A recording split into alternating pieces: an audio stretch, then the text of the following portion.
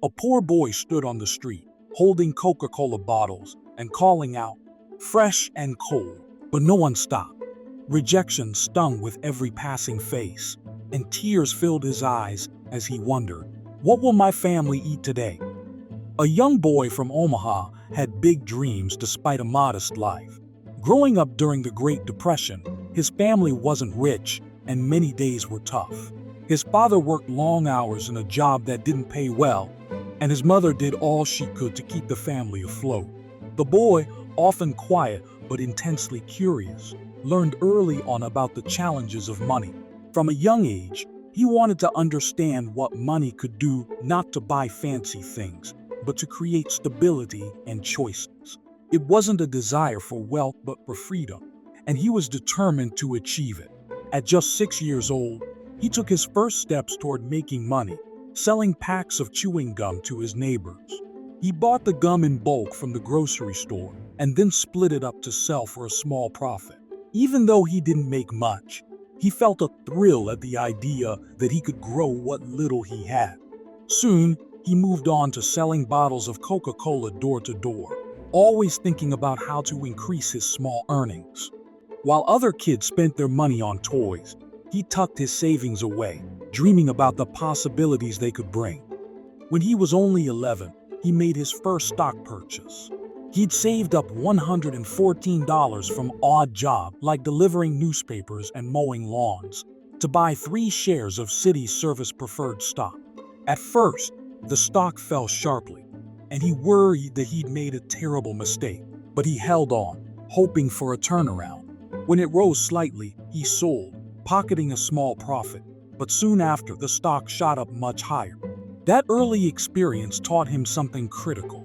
Patience was essential, and selling too soon could mean missing out on even greater gains. Throughout his teenage years, the boy worked hard. He took on a demanding paper route, rising before dawn each morning to deliver newspapers. While others his age enjoyed carefree days, he focused on growing his savings. He even started a small business with a friend, buying used pinball machines and setting them up in local barber shops. The customers waiting for their haircuts played the machines, and each week, the boy would return to collect the earnings. The business was so successful that he sold it for a tidy profit, realizing that finding ways to make money without constant labor was the secret to growing wealth. Every dollar he earned felt like another step closer to the life he dreamed of. Books were his constant companions, and he spent hours at the library reading everything he could about business, finance, and the stock market. He was captivated by a book called The Intelligent Investor by Benjamin Graham, who wrote about value investing.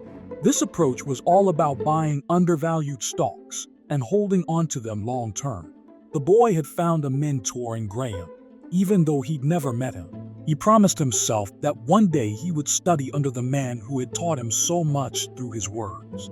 Years later, as a young adult, he applied to Harvard Business School but was rejected. Instead, he enrolled at Columbia University, where Graham was a professor. He felt like fate had intervened. Under Graham's guidance, he learned invaluable lessons about the stock market, the importance of focusing on a company's real value, and the discipline of avoiding speculation. These principles would shape his career and life in ways he couldn't yet imagine. After college, he worked briefly for Graham's investment firm in New York, but soon he returned to his hometown.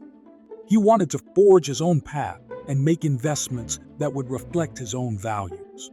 He started a small investment firm, gathering a handful of family and friends to invest alongside him. At first, it was just him, a few investors, and a determination to make wise, thoughtful decisions. His strategy was clear. He would focus on companies with strong fundamentals, good management, and long-term potential, often buying when others ignored or undervalued them. As he built his investment portfolio, he came across a struggling textile company. He saw value in its assets and thought he could turn it around. But instead of selling it off for a quick profit, he decided to hold on to it.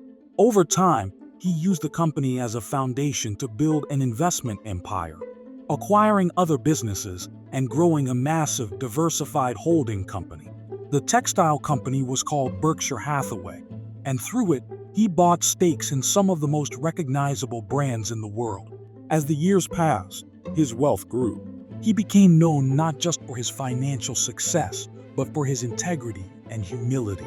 Despite amassing an extraordinary fortune, he chose to live in the same modest house he'd bought decades earlier, drove a regular car, and maintained a down-to-earth lifestyle. To him, wealth was not about luxury, but about creating opportunities and making wise, impactful choices. In time, he became one of the wealthiest people in the world, yet he never forgot his roots. He pledged to give away most of his fortune to charity, believing that his wealth could make a difference in the lives of others. He famously said, "Someone is sitting in the shade today because someone planted a tree a long time ago." That was his legacy, using wealth as a tool for good and never letting it overshadow his values. The world came to know him as the Oracle of Omaha, and his insights became widely respected. People marveled at his success, but few understood the simple, steady principles that had guided him all his life. His was not a story of wild risks or flashes of genius, but of patience, discipline, and an unwavering commitment to value. And so, the boy who had started out selling chewing gum and Coca-Cola on the streets of Omaha became a billionaire, yet he never saw himself as one. In his heart, he was still the same boy who loved numbers, who cherished simplicity, and who believed in the quiet, steady power of making wise choices. This is the true story of Warren Buffett, one of the most successful investors in history, who showed the world that wealth built with patience, integrity, and purpose could truly change the world. What I learned from Warren Buffett's story is that success doesn't come overnight. It starts with small, consistent steps, whether it's saving or investing early, or making choices with a long-term view. Warren taught me the value of patience sometimes. The best way to succeed is to wait, learn, and allow things to grow naturally. He also showed me that it's important to focus on what you truly understand and avoid the temptation to chase after trends.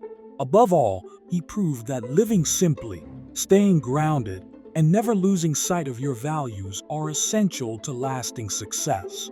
I've realized that it's not just about money, but how we use our resources to create value, give back, and keep learning along the way. These principles are things I can implement in my own life, and I hope they inspire you to do the same.